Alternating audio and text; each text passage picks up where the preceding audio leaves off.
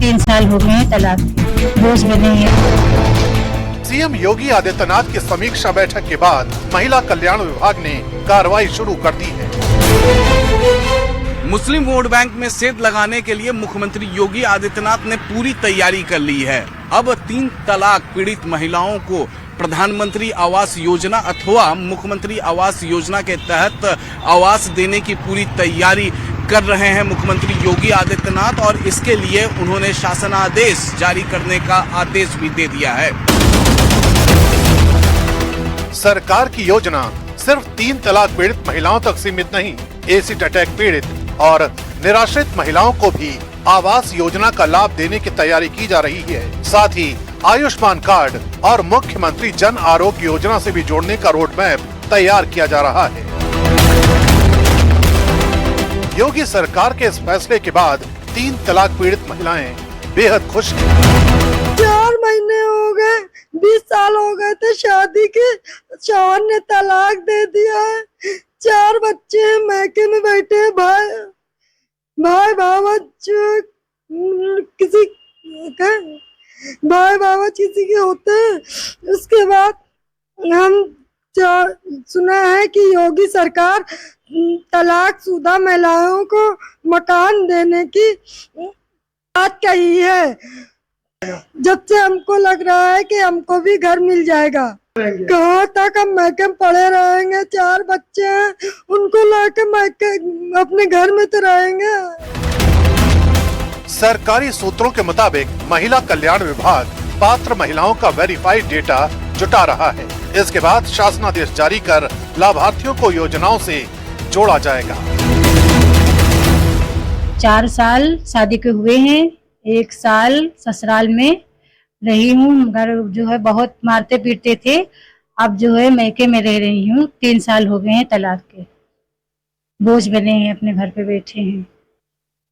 योगी आदित्यनाथ जी ने जो स्कीम निकाली है तलाकशुदा महिलाओं को जो घर दे रहे हैं, वो बहुत अच्छी स्कीम है, उससे हम लोग बहुत खुश हैं।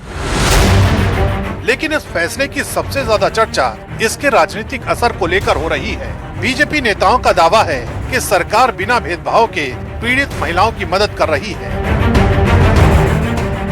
ऐसी महिलाएं जो जिनका जीवन बर्बाद हो जाता है, चाहे वो ऐसे ड्रग से हो जाए, 3 तलाक से हो जाए, या जो समाज में जिनको कहीं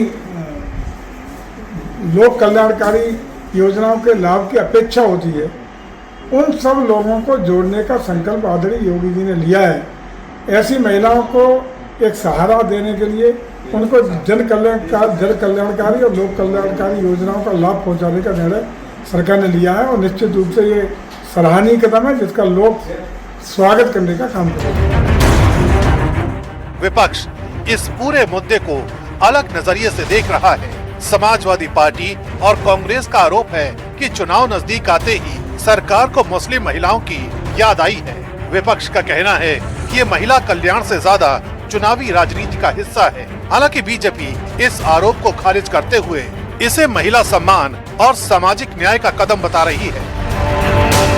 मुस्लिम की क्या बात है, सभी तलाकशुदा औरतों का सम्मान होना चाहिए, उनको आगे बढ़ाने के लिए सरकार को प्रोत्साहन देना चाहिए। हिंदू मुसलमान से ये आगे ही नहीं बढ़ पाए। अगर महिलाओं की बात करें या मुस्लिम महिलाओं की बात करें या महिलाओं की बात करें, एनसीआरबी का डेटा उठा लीजिए, 3 जो स्टेट हैं जिसमें सबसे ज्यादा महिलाओं के खिलाफ अपराध है, वो उत्तर प्रदेश है, महाराष्ट्र है, राजस्थान है।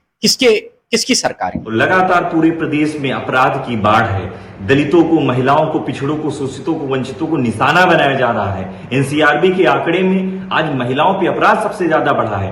तो मैं कह सकता हूं कि ये सिर्फ और सिर्फ जंगल राज है। अब ये अपनी वाहवाही के लिए कुछ छोटी मोटी योजनाओं का शिलान्यास कर देते हैं, लेकिन उससे जनता का पर कोई असर नहीं होने वाला है। 3 तलाक का बिल आया तो तमाम विपक्षी पार्टियों ने शोर मचाया था, तमाम उन्होंने उसके प्रोटेस्ट किए थे, तमाम धार्मिक उलेमाओं को भड़काया था और इसको एक अलग तरह से दिखाया था कि इस्लाम में दखल दे रहे हैं।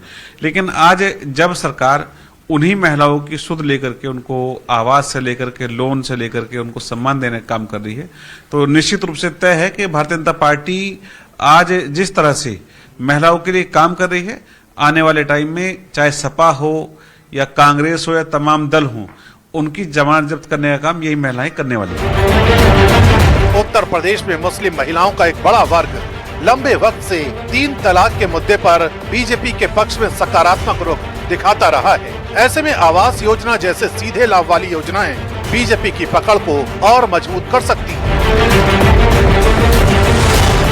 यही वजह है कि राजनीतिक गलियारों में इसे 2027 विधानसभा चुनावों से पहले मुस्लिम महिला वोट बैंक में सेंध लगाने की बड़ी रणनीति के तौर पर देखा जा रहा है। अब ये रणनीति कितनी सफल होगी, इसका जवाब चुनावी नतीजे देंगे।